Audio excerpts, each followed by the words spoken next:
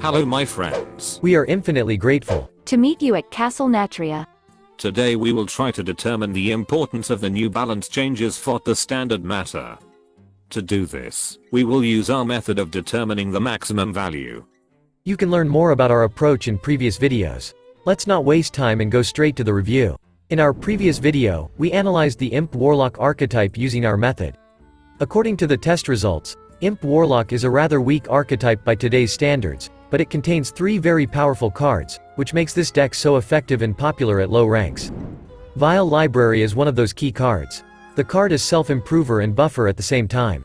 The effect features are specific synergy, repetitive effect and delayed value. You can only get the maximum value if you have 6 imps on your side.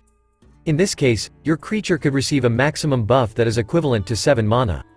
You can repeat this effect for free after the cooldown, which means that the card contains 2 effects in one. According to our approach, stacking effects have an additional cost. Thus, for 2 mana, you could activate an effect that, in the long run, can bring a nominal benefit of 15 mana crystals. We rated the difficulty level of obtaining the maximum benefit as medium. This means that your profit depends on several factors that you must meet. More often than not, you could get partial benefits, but this fact does not make the card weaker. The most important indicator is the utility ratio. It displays the ratio of the actual cost to the maximum value. Before the changes, the card had a utility ratio of 7.5. This is an incredibly high result for a 2-mana card. After the change, the nominal value of the effect was reduced, which reduced the utility ratio by 1. This is a significant change, but the card is still extremely powerful. Next in line is the Snowfall Guardian. Pay attention to utility ratio. In a vacuum, the card looks quite balanced and meets modern game standards, but in reality, everything is much more complicated than on paper. In synergy with cards that repeat battle cries, this effect becomes a problem. Snowfall Guardian was originally a limiter that had negative consequences. The additional effect of self-improver helped offset the negative effects of freezing minions on your side. But creating a big threat on the board and at the same time depriving the enemy of the ability to counter this threat with the help of minions, creates an additional advantage, which, unfortunately, our algorithm is not able to display. In its current form, the card has lost a huge part of its appeal. The disappearance of the self-improver effect left the card with only negative consequences. The freeze effect is still useful, but freezing your own creatures under new circumstances forces you to use Snowfall Guardian more rationally. Let's move on to the next card.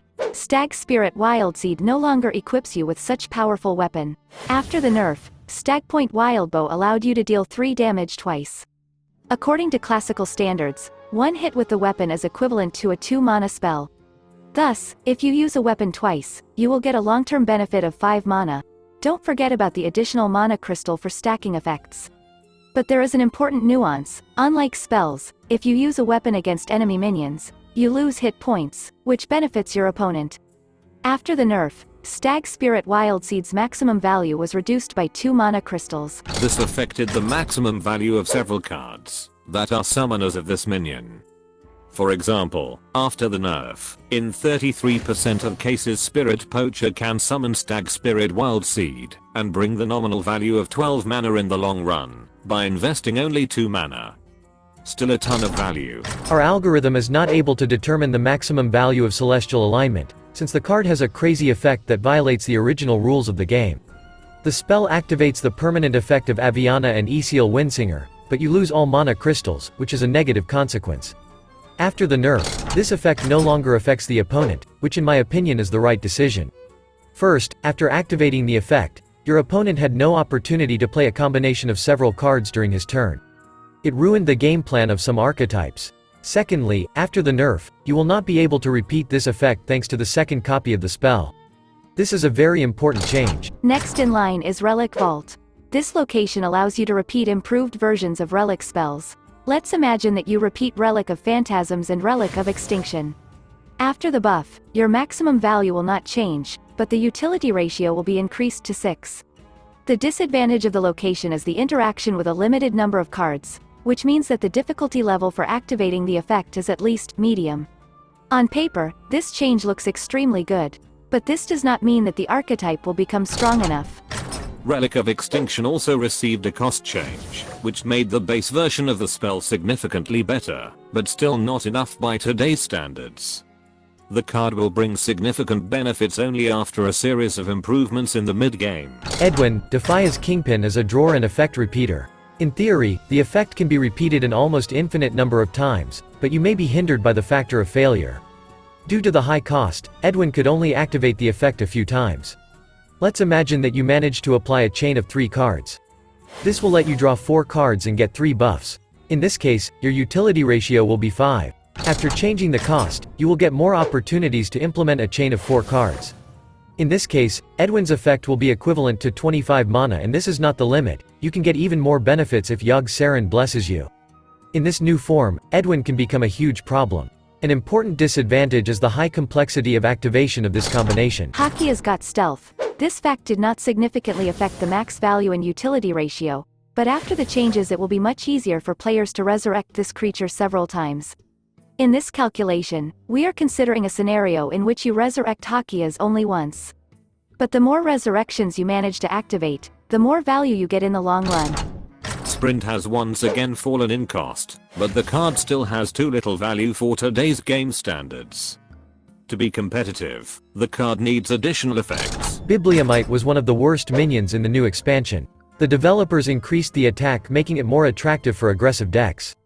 For 2 mana you can get incredible stats, but the card has negative consequences.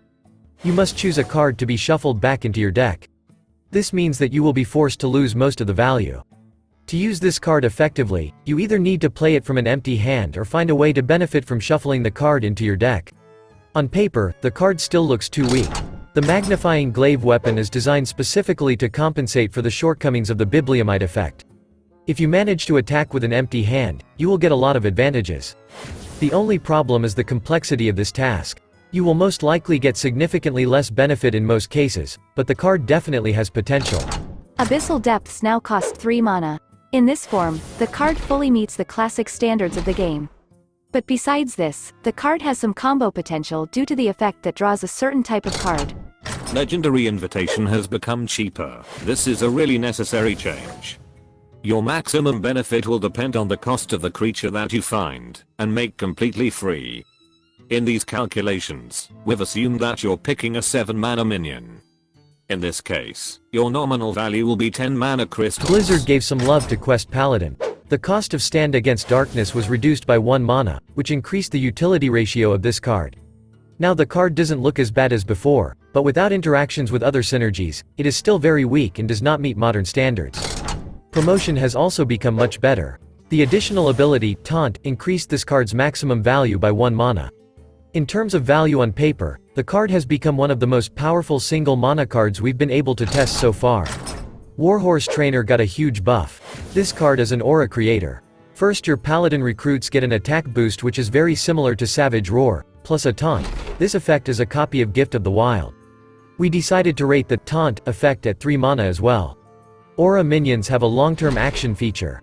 This means that you can get additional benefits for several turns, but at the same time, all buffs will disappear if the creature dies. The Warhorse Trainer has become much more attractive, but is this enough to bring Dude Paladin back to the game? Sanguine Depths after the changes finally began to generate a full-fledged version of Inner Rage. But still, on paper, the utility ratio of this location remains low. Cruel Taskmaster also replicates the effect of Inner Rage. The classic card now has improved stats, but this had little effect on the usefulness of this minion on paper. I'm wondering if this is enough to make Enrage Warrior more efficient. Imbued Axe looks much more attractive. This is one of the key cards in the Enrage archetype. After the changes, getting maximum value will become a little easier.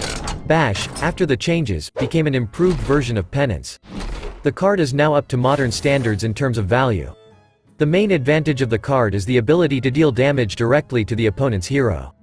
And that's all the cards for today. We have received many important changes, but will this be enough to change the situation in the metagame and bring weak archetypes back to life? In terms of dry data, these changes do not seem to be enough for a significant evolution of the game's meta. But we can't wait to check it out. What do you think of these balance changes? Are you satisfied with the nerfs and buffs? Share your opinions in the comments, and also take part in the survey on our community tab. Dear friends, your support is incredibly important to us. Thank you for being with us. We hope to be able to get in touch in the future. Take care of yourself. And good luck.